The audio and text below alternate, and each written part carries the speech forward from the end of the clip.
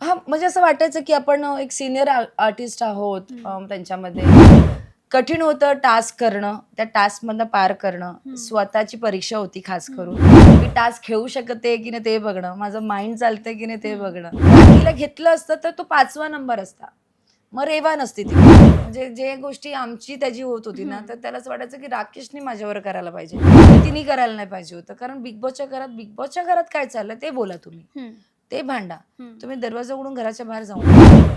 नमस्कार, मी सीमा कांबळे टेलीचक्र रिजनलमधून आणि आज आपण स्वागत करणार आहोत बिग बॉस मराठीतल्या अशा कंटेस्टंटचं ज्यांनी बिग बॉसच्या घरामध्ये आपल्या ठाम मताने आणि स्पष्ट बोलण्याने प्रेक्षकांचं लक्ष वेधून घेतलं. चला तर मग स्वागत करूया दीपाली ताई यांचं आणि वेळ न घालवता त्यांच्यासोबत गप्पा मारायला सुरुवात करूया. Welcome yes. To the Telechakra regional. Welcome. आणि कसं वाटतंय आमच्या चॅनलसोबत संवाद साधताना? खूप छान वाटतंय मला तुझ्याबरोबर बोलताना छान वाटतंय. खरंच छान वाटतंय. कारण ऑफकोर्स एक मुलगी असली ना, की हं. मला एक आनंदच होतो, की हां, तिने काहीतरी करायला पाहिजे, तिने काहीतरी यायला पाहिजे. कारण तुला बोलताना बघताना आनंद होतो. Thank you so much. ही माझ्यासाठी खूप चांगली कॉम्प्लिमेंट आहे. Yes, yes. आणि बिग बॉस तुम्ही खेळून आला आहात, हां. पण 100 दिवस एक प्रवास तुम्ही हं, केला आहे, तर हं. त्याबद्दल तुम्ही काय सांगणार? 100 दिवसाचा प्रवास हा सोपा नव्हता, खूप हं. कठीण होता. म्हणजे विचारच मला आधी माहीतच नव्हतं, की आपण बिग बॉस आतमध्ये जातोय हे अशा पद्धतीने असेल सगळ्या गोष्टी.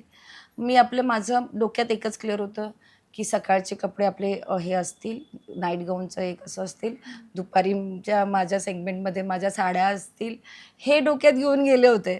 पण आतमध्ये गेल्यानंतर बिग बॉस एक-एक पहिल्या दिवसापासून जो बिग बॉस सुरू झाला, ते बघता हळू-हळू पहिल्या आठवड्याच्या ला मला कळलं, की हा बिग बॉस आहे. ह्या पद्धतीने आपल्याला बिग बॉस हं. खेळायचं आहे पुढे जाऊन. आणि मग ते करता 100 दिवस पूर्ण केलं. कठीण होतं टास्क करणं, त्या टास्कमधनं पार करणं. हं. स्वतःची परीक्षा होती खास हं. करून. कारण काही गोष्टीमधून मागे गेले होते मी, ॲक्सिडेंटमधून गेले होते. त्यामुळे लेफ्ट साइड माझं काम करणं बंद झालं हं. होतं. ट्रिप्स सुटल्या होत्या. सो स्वतःला पुन्हा एकदा उभं करणं, स्वतः माझे पाय चालतायत की नाही ते बघणं, हं. मी टास्क खेळू शकते की नाही ते बघणं, माझं माइंड चालतंय की नाही ते हं. बघणं. त्याच्यामुळे ते पूर्ण पार केलं आणि आज आनंद आहे मला, की मी हा 100 दिवसाचा प्रवास पूर्ण केलाय. तर बिग बॉसच्या घरामध्ये असताना कधी तुम्हाला असं वाटलं की की मला मिसअंडरस्टँड करतायत घरामध्ये? हां, म्हणजे असं वाटायचं की आपण एक सीनियर आर्टिस्ट आहोत हं. त्यांच्यामध्ये आणि मी एकटीच नव्हती. तिथे सगळेच होते. अजून राकेश होता माझ्याबरोबर, इव्हन सागर होता. हं. मग हे सगळे आम्ही एकत्र असताना देखील सगळ्यांना कुठेतरी असं वाटायचं, मला असं वाटायचं की सगळ्यांचे टार्गेट मीच असते. नॉमिनेट मलाच हं. केलं जातंय. सो पण पण कधी-कधी वाटायचं की असं पण घेतलं मी मनात की चालेल हं. कदाचित घाबरत असतील मला आणि म्हणून नॉमिनेट करतायत. कदाचित मी चांगला गेम खेळतेय. म्हणून मला नॉमिनेट करतायत. सो मी ते पॉझिटिव्हली घेतलं हं. आणि पॉझिटिव्ह घेऊन मी खेळले. जर मी तो त्रास करून घेतला असता ना, त्रास व्हायचा. मी तेव्हा त्यावेळेला व्यक्तही व्हायचं त्या त्रासाला. मी रडूही यायचं. पण मी त्याच्यातून तो पॉझिटिव्हली घेऊन पुढचा हे आखायची, की पुढे काय करायला पाहिजे, पुढे काय करायला पाहिजे. आणि मी तसं करत जायची. तर तुम्ही बाहेर आल्यानंतर तुमच्या फॅन्सचा आणि फॅमिलीचा काय रिस्पॉन्स होता? चांगलं होतं. फॅमिलीलाही खूप आनंद झाला. खूप छान मला हे केलं. त्यांना वाटलं नव्हतं, की मी 100 दिवस पार करेन. हं. पण माझ्या घरच्यांना वाटलं होतं, की मी ट्रॉफी घेऊन येईन. हं. कारण त्यांना माहिती आहे. आम्हालाही तेच वाटलं होतं.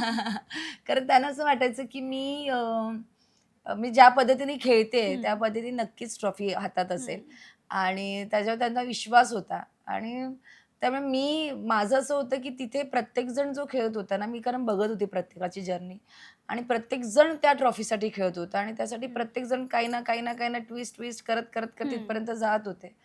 सो मी ते 5 टॉप 5 मध्ये आले, त्यातच मला खूप आनंद होता. कारण मी त्यांना सगळ्यांना म्हटलं 3 महिने त्या घरात राहणं सोपं नाही. हं. पूर्ण बंद, नाही तुम्हाला सूर्य दिसत आहे, नाही तुम्हाला चंद्र दिसत आहे, नाही काहीच.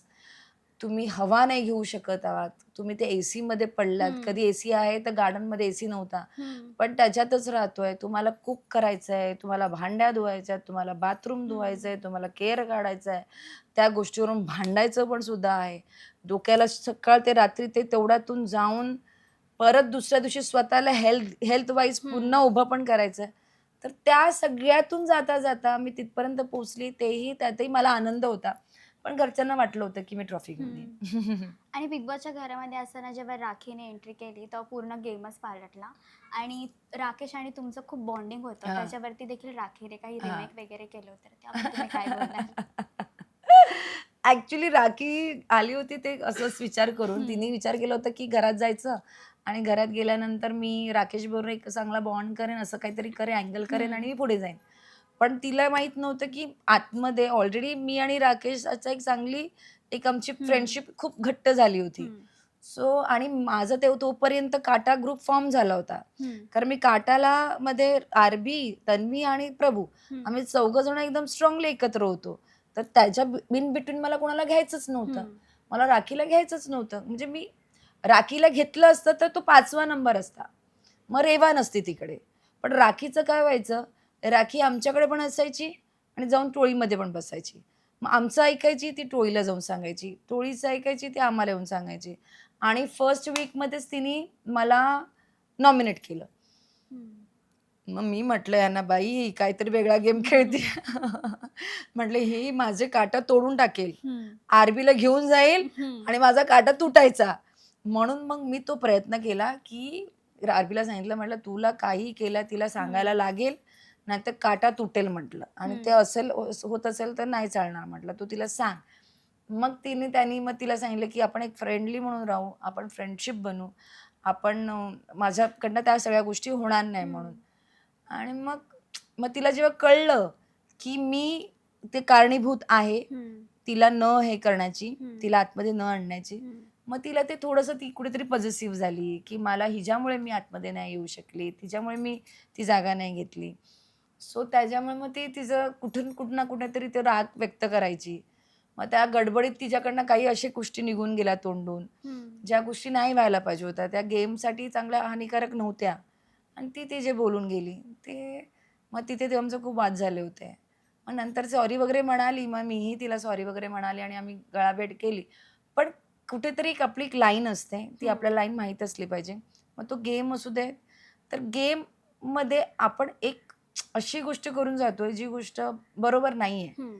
आणि ते तिच्या तोंडून जातंय, हं. तर ते कारण आपण 24 तास त्या घरात आहोत. दाखवलं जातंय 1.5 तास. लोकांच्या मनात एखादी काहीतरी झालं, तर मी माझं एवढं आयुष्यभराचं करियर आहे. मी एवढं सगळं सांभाळलेलं आहे. 26 वर्षाचा संसार सांभाळलाय. ते कुठे आणि ती असं नव्हतं, की ती ओळखत नव्हती. माझ्या घरातल्यांना ओळखत होती. माझ्या हं. नवऱ्याला ओळखत होती. मिस्टरांना पण ओळखत होती ती. सो मला ते नव्हतं पटलं थोडंसं.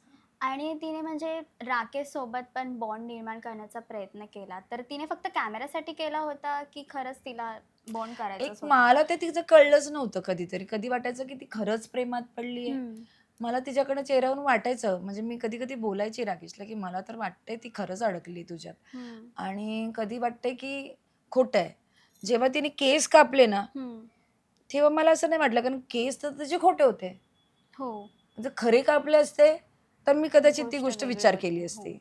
पण ते खोटे केस कापले. मग हं. खोटे केस कापले त्यावेळी मला असं वाटलं, की जाऊ दे ते गेमसाठी ती करते हं. ते सगळ्या गोष्टी. मग ती पाण्यात पडली.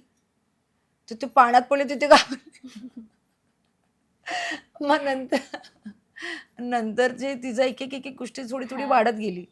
मग तिने ते जेवणाचा टोप ते कचऱ्यात टाकला हं. होता. जेव्हा मी आणि तो सेम कपडे घालून बाहेर आलो हां. आणि समोरून वॉक करत गेलो हं. आणि तिच्यासमोर उभं राहिलो, तर तेव्हा तर तिने तो एक हदच पार केली होती. मी घाबरली होती. मला वाटलं ती आता काय उचलून ते टोप फेकते की काय माझ्यावर? एवढ्या लेव्हलला ते झालं होतं एका क्षणाला. तर तिथून नंतर मग मी थोडीशी स्टॉप झाली. हं. तिला मग चेतावणं वगैरे आम्ही काही केलं नाही. हं. पण तीच स्वतःहूनच आली. मग आम्ही सोडलं तर जेव्हा जी गोष्ट झाली होती भांडण, त्यावेळी माझं आणि तिचं काहीच म्हणजे त्या विषयावर आमचं आणि माझं आणि आरवीचा तन्वीला घेऊन विषय चालला हं. होता. कारण आदल्या दिवशी तो प्रॉब्लेम झाला होता. तर त्या गोष्टीवर आम्ही चर्चा करत होती, तर ती त्याच्यात जंप मारून आली. तिच्याकडे पण काही नव्हतं, की कोणाला घेऊ, की कोणाशी भांडू आणि ती माझ्यामध्ये येऊन ती एवढं घाणेरडं भांडण घेऊन गेली, की मग मला वाटलंच होतं, की आत्ता काय हं. राखी राहत नसते. कारण राखी अशी इकडे-तिकडे बसत चालली होती. तर शेवटचा आठवडा होता आणि विशाल आणि राकेश या दोघांमध्ये वाद सुरू झाले. हं. तर त्यामध्ये तुमच्या मते दोघांमध्ये चूक कोण होतं आणि बरोबर कोण होतं? विशाल आणि राकेशचं भांडण हे सुरुवातीपासूनच सुरू झालं होतं. मी विशालला तेव्हाही सांगितलं होतं पहिल्या आठवड्यात की विशाल पर्सनल जाऊ नकोस. राकेशचं तुझं जे काही भांडण आहे तू कुठलीही गोष्ट पर्सनल घेऊ नकोस, पण पर्सनल आणू नकोस. आणि ते त्याला प्रत्येक वेळी सांगितलेलं आणि ते त्यांनी ठेवलं होतं. आणि पण ती लास्टला एंडला त्याच्या तोंडून ते पर्सनल त्याच्या घरावर गेला तो आणि मग ते त्याच्या लग्नावर गेला तो आणि ते हात पण उभारणं झालं. तर ते कुठेतरी ते पर्सनलवर गेला होता. ते विशालकडनं चुकी झाली होती. मारामारी पण झाली. त्याचाही हात उचलला गेला, ह्याचाही उचलला गेला. मग हा पण थोडा अक्राळ-विक्राळ झाला. ते सगळं त्या दोघांमध्ये झालं आणि तिथे विशाल मला कुठेतरी वाटलं, की विशालने ते कंट्रोल ठेवला पाहिजे होता. ते भांडण नाही करायला पाहिजे होतं. त्याचा एवढा राग त्याने जो बाहेर काढला. त्याला असं होत होतं, की डे 1 पासून त्याला असं वाटायचं, की कुठेतरी 1 to 1 त्याचं राकेश बरोबर झालं पाहिजे. म्हणजे जे गोष्टी आमची त्याची होत होती ना, तर त्याला असं वाटायचं, की राकेशने माझ्यावर करायला पाहिजे. जे राकेश करतच नव्हता त्याच्याबरोबर. तर ते कुठेतरी मला असं वाटलं विशालने ते कंट्रोलमध्ये ठेवलं पाहिजे होतं. जसं माझ्या बाबतीत ही पर्सनलवर गेली, माझ्या घरापर्यंत गेली राखी, तर तिने करायला नाही पाहिजे होतं. कारण बिग बॉसच्या घरात काय चाललं ते बोला तुम्ही. ते भांडा. तुम्ही दरवाजा उघडून घराच्या बाहेर जाऊ नका. तर असं होतं. तर फिनाले नुकताच पार पडला आणि तन्वी विनर झाली. काटक ग्रुप मधले Yes. दोघेही जण होते. Yeah. तर तन्वी जी विनर झाली ते म्हणजे योग्य होती का? कारण काही लोकांचा असा रिस्पॉन्स आहे की नाही योग्य अयोग्य हे सगळं बघणाऱ्या लोकांचे वेगवेगळे बघतात. आता प्रत्येक जण तिथे खेळत होतं घरात. आता जे टॉप 5 होते ना, ते सगळे जण खेळत खेळून तिथपर्यंत पोहोचलेले. माझ्या नजरेत ते 5 विनर आहेत. 5 जणांनी खूप चांगलं खेळलं. त्याच्यात उजवी तन्वी ठरली आहे आणि तन्वीही खेळली आहे. तन्वी असं नाही तिथपर्यंत पोहोचू शकत. तीही काही ना काही ते खेळत तिथपर्यंत पोहोचली आहे ना. सहज नाही तिकडे पोहोचू शकत. नाहीतर रुचिता पण पोहोचू शकली असती. अनुश्री म्हणजे अनुश्री पण तिथे होतीच. पण बाकीच्याही मुली जाऊ शकल्या असत्या. पण असं काही नाहीये. मला असं वाटतं एक्सेप्ट करायला पाहिजे. तिची ती भूक होती. डे 1 पासून ती अशी होती ना, की तिला ती ट्रॉफी हवीच. त्यासाठी ती जे अकराळ-विकराळ ती तांडव करायची त्या घरात. त्यामुळे ती तिथपर्यंत पोहोचली आणि त्यासाठी मीही तिला कॉल दिवस आता तिचं खरं बघायला गेलं तर आत्ता जर्नी सुरू झाली तिची. कारण आता घराच्या बाहेर एक टॅग मिळालाय तिला आणि तो टॅग घेऊन ती आता एक वेगळ्या लेव्हलला जाईल आणि तिने तो करावा. मला असं वाटतं का आता तिने खूप उंच उडावं. कारण हा चान्स पुन्हा पुन्हा मिळत नसतो आणि हा चान्स तिला मिळालाय तो तिने ग्रॅब करावा. तर आता मराठी बिग बॉस तुम्ही खेळून आला आहात तर हिंदी बिग बॉस देखील आहे. तिथे जाण्याची संधी मिळाली तर जाल का तुम्ही? आत्ताच 3 महिन्याच्यातून बाहेर पडले. त्यामुळे थोडंसं आपण त्या गोष्टीला कदाचित करू पण शकते. माझा काही भरोसा नाही. मी खूप वेडी मुलगी आहे. म्हणजे मी लहानपणापासून काहीही करत आले. आयुष्यात कुठेही जंप मारलाय, काही केलेलं आहे. वेगळे सगळेच एक्सपेरिमेंट मी आयुष्यात घेतलेले आहेत. सो आत्ता मी बिग बॉस जो खेळून आली आहे, तो जर बिग बॉस खेळता मी या 5 टॉप 5 मध्ये येऊ शकते आणि 100 दिवस घालवू शकते, तर मला असं वाटतं मी हिंदीही करू शकते. हिंदी पार करू शकते. आता बिग बॉस मध्ये आम्ही तुम्हाला बघितलंच आहे. पण आता बिग बॉसच्या बाहेर येऊन नवीन काही प्रोजेक्ट वगैरे तुम्ही करणार खूप आहात? सारे प्रोजेक्ट आहे. काही फिल्म हिंट रिलीज होणार वगैरे आहे. आम्हाला देणार का तुम्ही? फिल्म करते. त्याची स्क्रिप्ट रेडी झालेली आहे. माझ्या डिप्स कलेक्शनचं लॉन्चिंग आता लवकरच होईल आणि दादासाहेब फाळके एम.एस.के. ट्रस्टचा मोठा अवॉर्ड शो आता होणार आहे. बरेच प्रोजेक्ट लाईनअप लागलेले आहेत. आता कसं काय करायचं हे आता थोडंसं स्वतःला ठीक करणार बिग बॉसमधनं बाहेर येऊन आणि आता त्या कामाला लागणार. सो लवकर भेटू. So much. आणि जाता आमच्या ऑडियन्ससाठी एक छोटासा मेसेज काय देणार तुम्ही? मी नेहमी सकाळी उठली की सगळ्यांना सांगायची की मी गुड मॉर्निंग म्हणायचं, जय महाराष्ट्र सगळ्यांना म्हणायचे आणि म्हणायची की be happy, be positive, love yourself. जेव्हा तुम्ही स्वतःला प्रेम करता तेव्हा तुम्ही दुसऱ्यांना प्रेम करू शकता. जर तुम्ही स्ट्रॉंग असाल, घराचा पिलर स्ट्रॉंग असेल, तेव्हा तुम्ही घरातल्या लोकांवर सगळ्यांवर प्रेम करू शकाल. तेव्हा सगळ्यात पहिली स्वतःची काळजी घ्या, स्वतःला जपा आणि स्वतःचीच मी तर म्हणेन स्वतःचीच काळजी घ्या, जेणेकरून तुम्ही सगळ्यांना सांभाळू शकाल. बस. Love you all. Jai Maharashtra. Thank you so much. खूप छान वाटलं तुमच्यासोबत बोलून आणि आपण असंच काहीतरी घेऊन पुन्हा भेटूया. नक्कीच.